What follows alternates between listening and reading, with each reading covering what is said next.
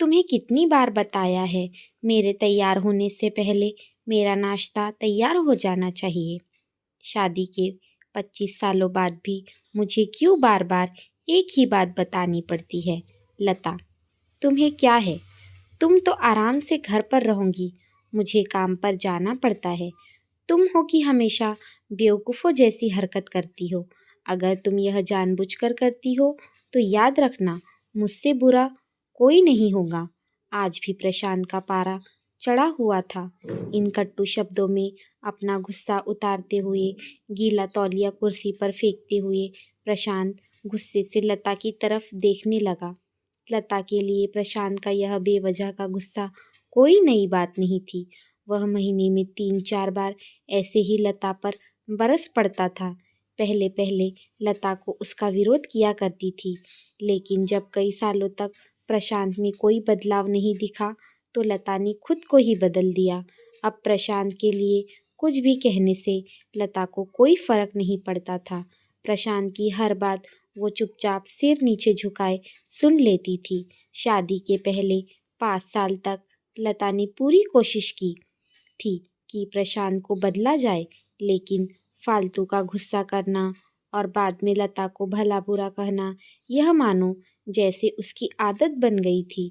कोई भी वाद विवाद होता तो प्रशांत सीधा लता को वो बजा, अगर मैं तुम्हें अच्छा नहीं लगता तो क्यों नहीं चली जाती अपने मायके, क्यों रहती हो मेरे साथ।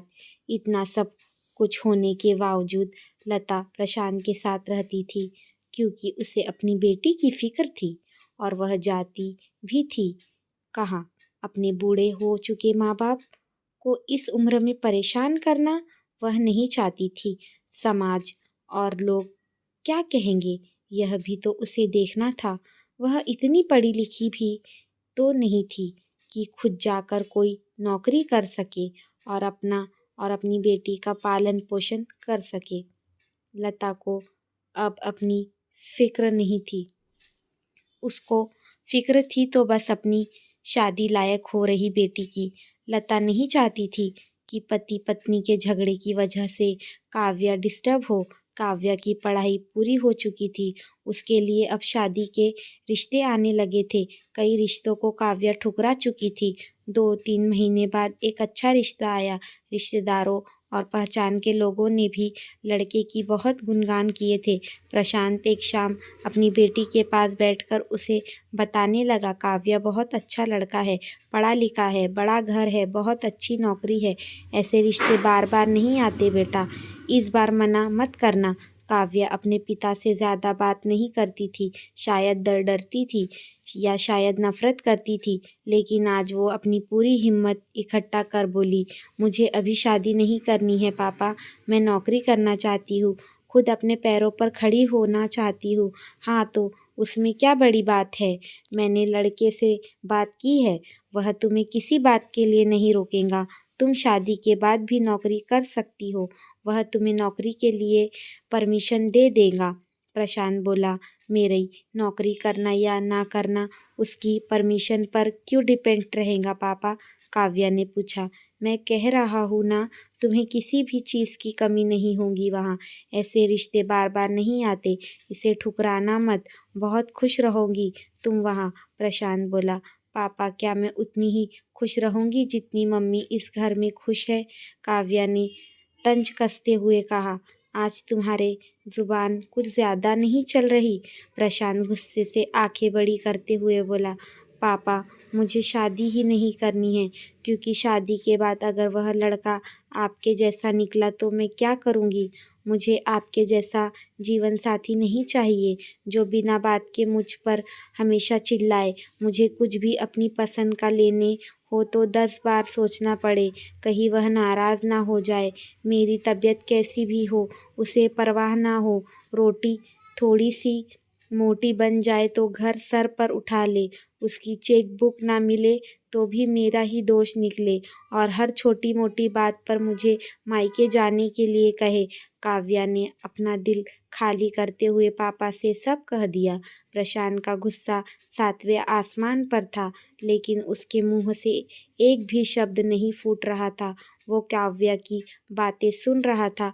काव्या उतना ही बोलकर चुप नहीं हुई। आज पहली बार वह अपने पापा के सामने इतना कुछ बोल रही थी।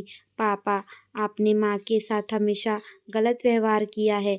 आप अपने बोली पापा, मुझे सिर्फ एक सवाल का जवाब दे दो। क्या आप चाहोगे कि मेरा पति आपके जैसा हो? अगर आपका जवाब हाँ है तो कर दीजिए मेरा रिश्ता आज ही, और ना है तो मुझे आत्मनिर्भर बनने दीजिए। प्रशांत कुछ भी ना बोल पाया और वहाँ से चुपचाप बाहर चला गया। आज उसे लता के सामने जाने में शर्म आ रही थी। चलते चलते उसकी आंखों से आंसू बह ऑफिस का गुस्सा बिना सोचे समझे माँ पर उतार देता है। कभी इस बात की परवाह भी नहीं की।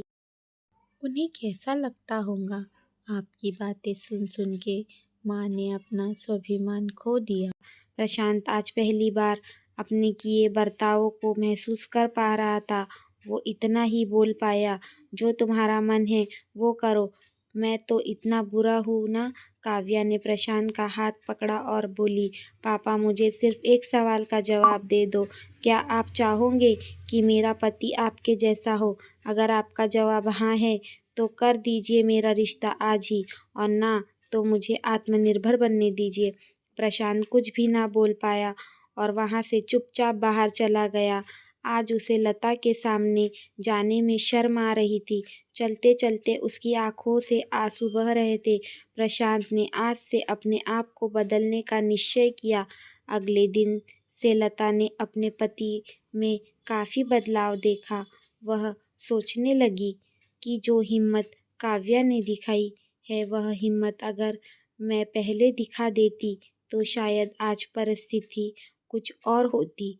अब काव्या पढ़ लिख कर अच्छी नौकरी करने लगी थी और 3 साल बाद उसके लिए एक अच्छा रिश्ता आया और उसकी विदाई पर प्रशांत बोला, बेटा तू हमेशा खुश रहेंगी क्योंकि तेरे पति तेरे पापा जैसा नहीं है। प्रशांत की यह बात सुनकर लता और काव्या की आंखों से आंसू बहने लगे। दोस्तों, हमारे समाज में औरतों को भले ही देवी का दर्जा दिया जाता है, लेकिन वह स्वतंत्रता नहीं दी जाती। उन्हें देनी चाहिए। उन्हें बचपन से ही बताया जाता है कि वह पराया धन है। स्कूल से आने में देर हो जाए तो पिटाई मिलती है। मोबाइल पर बातें करते हुई दिख जाए या खिड़की से झांकती हुई दिख जाए तो शक किया जाता है। माँ बाप का घर तुम्हारा नहीं है, पति का घर ही तुम्हारा घर है। जीवन भर यह बातें बता बता कर उन्हें ससुराल भेज दिया जाता है और एक दिन किसी छोटे मोटे झगड़े में ससुराल वालों से उन्हें सुनना पड़ता है कि इस घर को छोड़ दो और अपने मायके चली जाओ। अब आप ही बताओ दोस्तों, ऐसी स्त्रियाँ सच्चा घर कौन सा है? आखिरकार वह किस घर को अपना कहे?